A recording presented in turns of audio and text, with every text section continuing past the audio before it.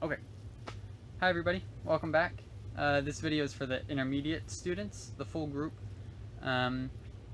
This is week 2's video. We're going to be talking about articulation. Last week we talked about rhythm, but now we're going to move on to something that's really important, especially for all of us wind players. This is like the most important concept for us to really get a good grasp of, and I'll talk more about why that is. But we're going to be talking about different types of articulations, how they sound. I'll also talk about how you would do it on flute or on brass. The main principles are the same for all, so but we'll get into that. First things first, let's define articulation. What is articulation? Well, essentially, it's the way we tongue notes, and as a result, articulation affects the way that notes sound, and the way they come across, and the way they are communicated to the audience. So it's a big part of what defines musical style. Whether you're playing in jazz or classical styles, it's a huge part of what makes the music musical. So and there's lots of different types. Some are smooth, some are detached and separated, some are very light, some are very heavy, and then there's everything in between those. So we're just going to focus on 4 today, the first being staccato. Staccato is an articulation that I think most of us are pretty familiar with. A lot of teachers like to say that staccato means short, and that's not true. Staccato is an Italian word that means separated, and so while staccato often ends up sounding short, it does not mean short, and it doesn't have to be short. It just has to be separated. So if you have, what I mean by that is if you have 2 notes that both have dots over them, it should sound like dit, dit, dit, dit, so that there's, you can hear that there's space in between those notes. But it doesn't have to be super short. It doesn't have to be dit, dit, dit. It can be a little bit longer, still separated. So, like this. Dit, dit, dit, dit. You still hear that there's a gap of, there's like a space of silence in between those. So, but we'll get into that a little bit more. There's staccato. The next is called tenuto. This is another Italian word, and in English it means connected. So, tenuto is a very long and smooth, connected sounding articulation. So instead of staccato, which is dit, dit, dit, dit, tenuto, if you have 2 notes that have lines over them, that's tenuto, and it should sound like this. The notes should be connected, so it'll be do, do, do, do. Does that make sense? So the notes will touch each other before it passes off to the next note. So you still re-articulate, but the notes will be connected. So the next is heavy accent.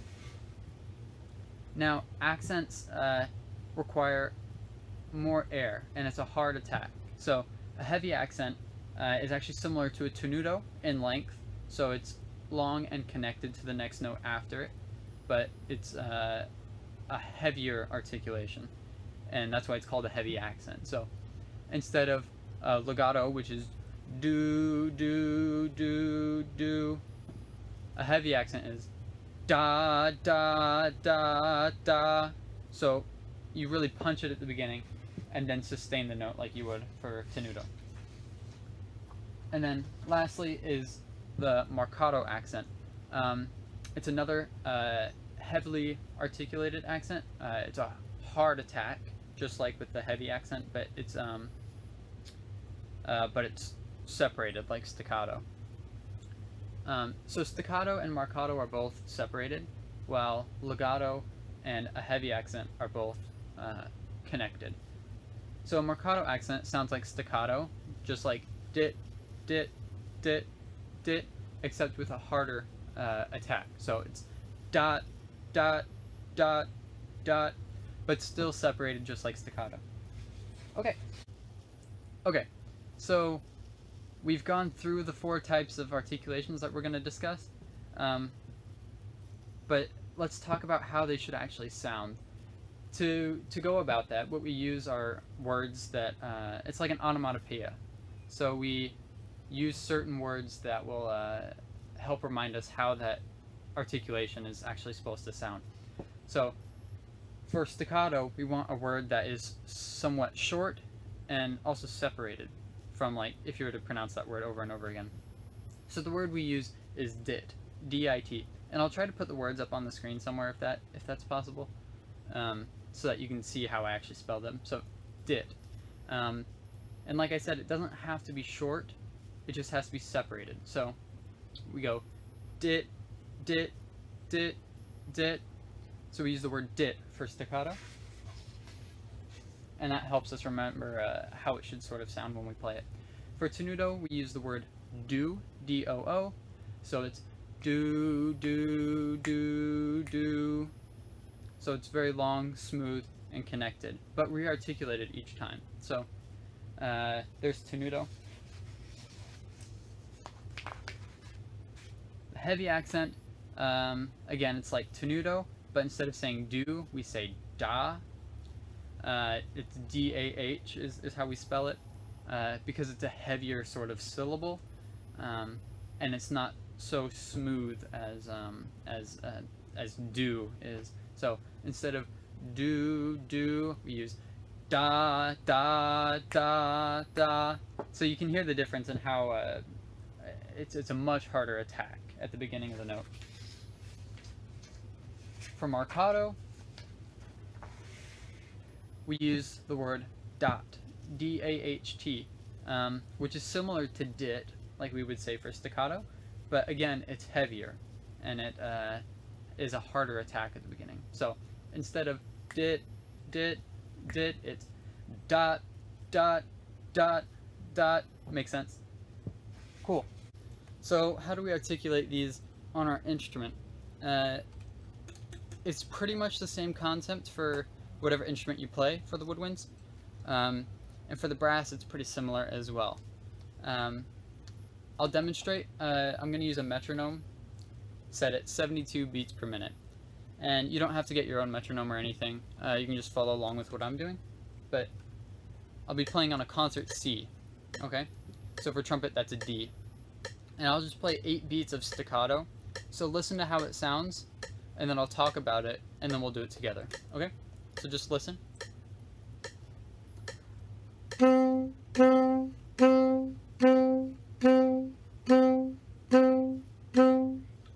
Okay? So, what I do to make that staccato is, I mean, you can hear how it's separated, but not terribly short. So it's not... That can also be staccato, but it doesn't have to be. It can be a little bit longer, as long as they're all separated. But in any case, to perform the staccato, you begin the note just like you would any normal note, one without an articulation mark on it. But then you stop the air partway through, so that the note doesn't touch the note after it.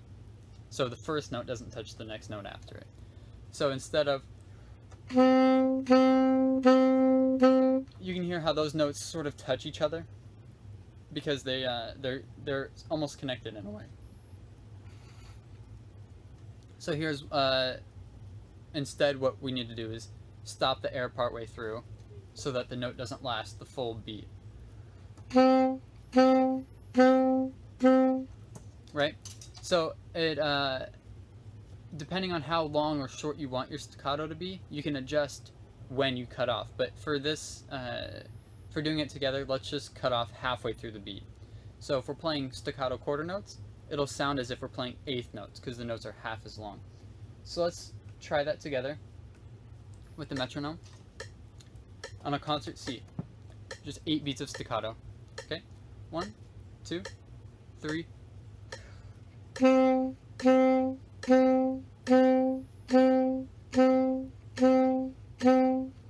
Cool. Next is tenuto. Now tenuto is, we start the note just like we do with staccato. Well, let me demonstrate first.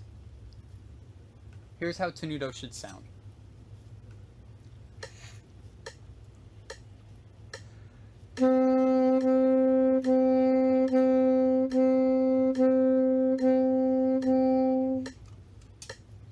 So you can hear how the notes are smooth and connected, but still re-articulated. So it's do, do, do, do, right? And to do that, we start the note like a normal note, and then we sustain it throughout the whole length of the note. So if we're doing quarter notes, it should last one whole beat each time before we re-articulate the next note. That way the notes will sound connected and smooth, and it's a light tongue as well, so it's not that would be a heavy accent, but we'll get to that in a minute. So let's try tenuto together. Long, smooth, connected, full value. Okay? 8 beats on concert C. 1, 2, 3.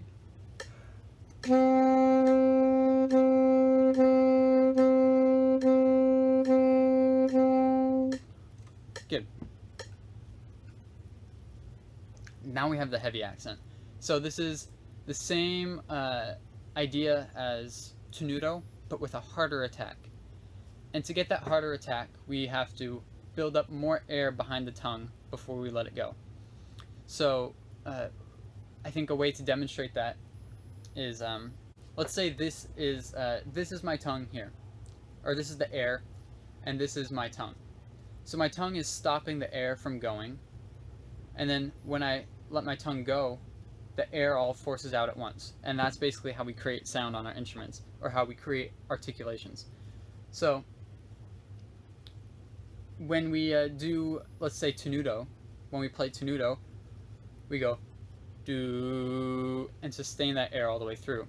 But when we play with a heavy accent, we have to build up that air before we let it go, so that it's more air coming out at once and it's a harder attack. So instead of tenuto, which is do, we have to go da. Now we don't have to hesitate, so it doesn't have to be that dramatic, and it shouldn't be. It should all be one fluid motion, but a harder tongue. So let me demonstrate. I'll do 4 quarter notes on C, and then we'll try it together. 1, 2, 3.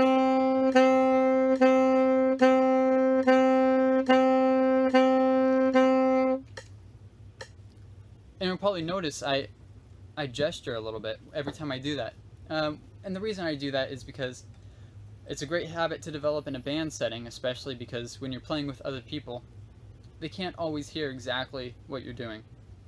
So if you can display that visually somehow, that's a really great way to communicate sort of how it should feel. Because I could just play it and you would hear it just fine, but it wouldn't look the same. So if I just played a heavy accent,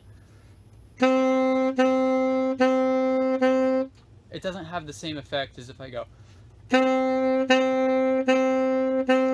It might even sound different. It might even sound like a harder attack when I gesture it a little bit. But that's a great thing to do in band, or even if you play in orchestra. No matter what ensemble you're in, if you can make those sort of physical sort of gestures, that's a great way to communicate to the people next to you how the music should feel. So let's try that together. Heavy accent, 8 beats, hard tongue, and full value. Let the air go, last the whole beat, and touch the next note after it. Okay, let's try it. 1, 2, 3.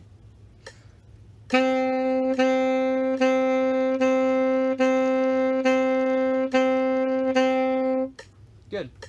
One thing that happens with the heavy accent is sometimes the note will die out before it gets to the next note. So it'll be a heavy hit and then it'll drop down in volume, and we don't want to do that. We want the same energy and volume to sustain throughout the whole length of the note. So it shouldn't sound like this. Instead, you should punch the note like you do there, but allow it to ring all the way through. So hear this. So the energy and the volume lasts through the whole duration of the note. Okay. And then lastly, marcato. And this will be pretty easy now that we've figured out staccato and the heavy accent, because it's kind of a combination. So marcato is a heavy and hard attack, just like the heavy accent, but it's shorter and it's separated, just like staccato. So the way it'll sound, I'll demonstrate. Should sound like this.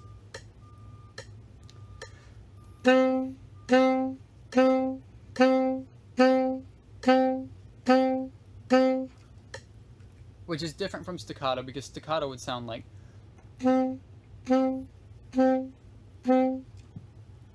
But marcato has to be heavier. Makes sense? So let's try that together with the metronome. Concert C. 1, 2, 3.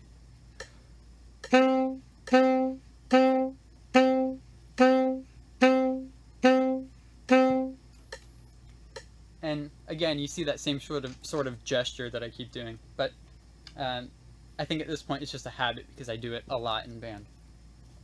Okay, so let's look at some examples of this in our music.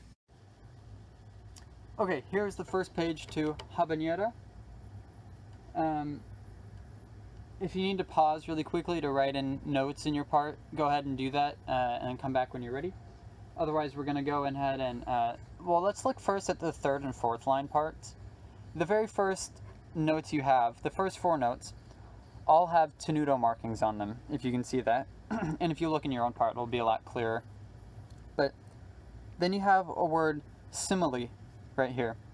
And what that means in music is that you'll play the next notes the same way you played these first notes.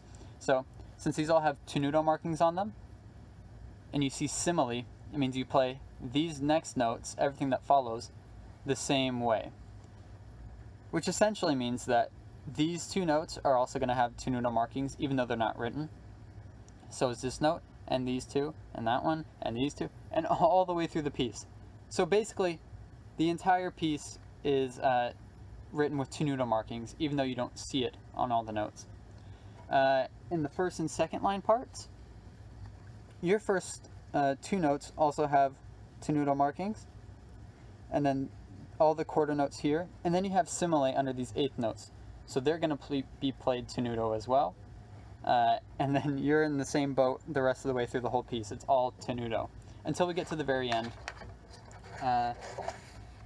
The last 2 measures, if you can see that, have staccato, 2 staccato notes, and a marcato accent. But we'll get to that in a minute. Okay, so go ahead and take your instrument.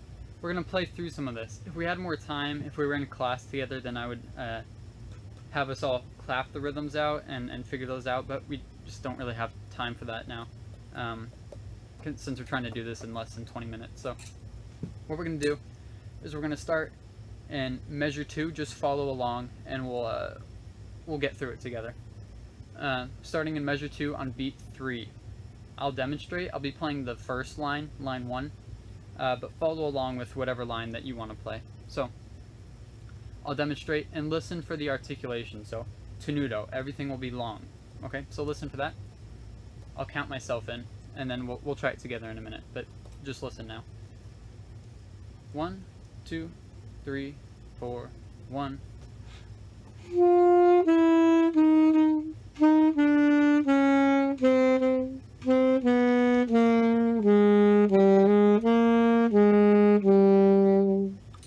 Okay, do you hear how they're all smooth and long and connected? That's what we're going for here. So let's try it together. I know the third and fourth line parts have notes in the first measure, but we're going to start in the second measure on beat 3. So I'll count us in. I'll give us 1, 2, 3, 4, 1, 2, and then we're in on beat 3. So let's try that together. And 1, 2, 3, 4, 1, 2.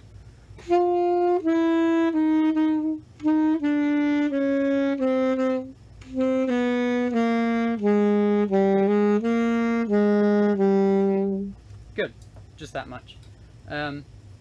For the first line, folks, Notice in measure 5, the slurred eighth notes, those should still be slurred. The tenuto doesn't really affect them because they're already long and connected. So, and that's the basic idea of the whole piece. And that same phrase keeps coming back and back over and over again. At the very end, let's look at the last 2 measures, the ones with the staccato, 2 staccatos, and marcato accent at the very end. Those, I'll demonstrate how they'll sound. Because this is the first separated short notes that we have in this whole piece, which is what makes it so musical and interesting. And it's a cool way to end the whole thing because it's suddenly something different. And I'll demonstrate what that sounds like. So, I'll count myself in to the last 2 measures, okay? 2, 3, 4, 1. Again, I'll do it again. 2, 3, 4.